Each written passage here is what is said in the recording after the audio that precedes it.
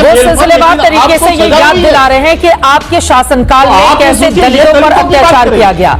और अब बाबा साहब आंबेडकर की जो तस्वीर है उसके अपमान का मुद्दा खुद प्रधानमंत्री ने उठा दिया है।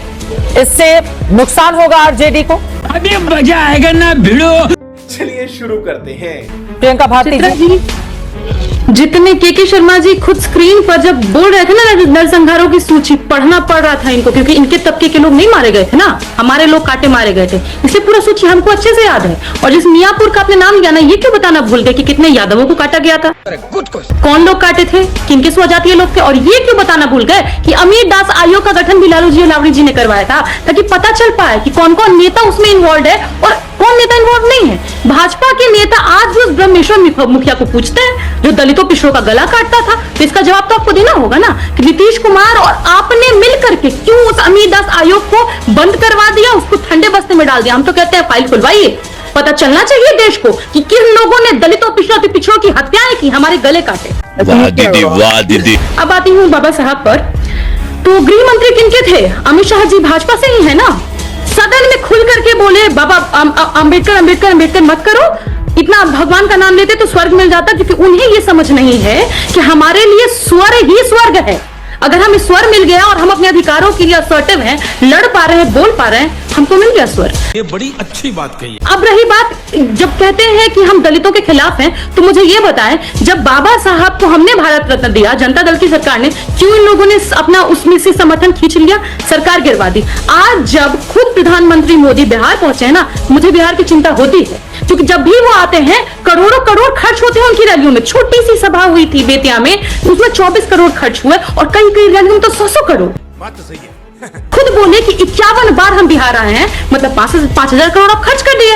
इस 5,000 करोड़ में जिस मढ़ौड़ा का के लोकोमोटिव फैक्ट्री की वो बात कर रहे थे, जहां से अफ्रीका जाएगा इंजन, उसका बनने में खर्च आया था 1500 से 2000। मतलब जितने खर्च वो खुद के ऊपर प्रधानमंत्री मोदी करते हैं, उतने में 2-3 फैक्ट्री खड़ी हो जाती। सही पकड़े हैं। स्कूल बन जाते हैं, हर जिले में स्कूल 5-6 तो खुल ही जाते।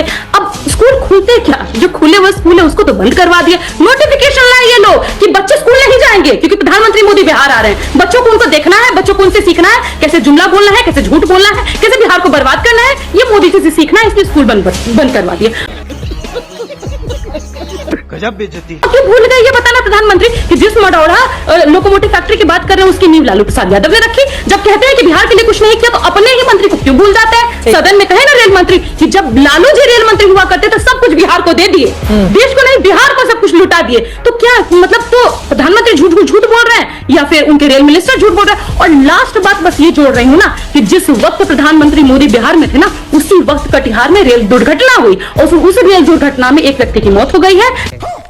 3 रेलवे कर्मचारी अभी भी वो अस्पताल में हैं। जब भी बिहार मोदी जी आते हैं ना, त्रासदी लेकर के आते हैं, काल लेकर के आते हैं। बिहार को कुछ नहीं मिलता है, बिहार के पॉकेट से भले पैसा ले जाते हैं, क्योंकि जो खर्च भी उनके रैलियों पर होता है ना, वो जनता के पैसे से होता है। समस्तीपुर रेल मंडल ने उनका खर्च उठाया था बेतिया की छोटी सी सभा के लिए, तो बाकी पैसा कहां से आता है? वाह दीदी।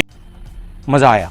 तो दोस्तों, आरजेडी प्रवक्ता प्रियंका भारती का विस्फोटक इंटरव्यू सुना आपने। गोदी मीडिया एंकरों को प्रियंका भारती ने इसी तरह धुलाई करती है, देखा आपने। चित्रा त्रिपाठी का मुख से एक भी शब्द नहीं निकला। अभी इस प्रकार का वीडियो देखना चाहते हैं तो वीडियो को लाइक और चैनल को सब्सक्राइब करें, ताकि हमारे इस चैनल पर आपको इस प्रकार के वीडियो मिलते रहेंगे।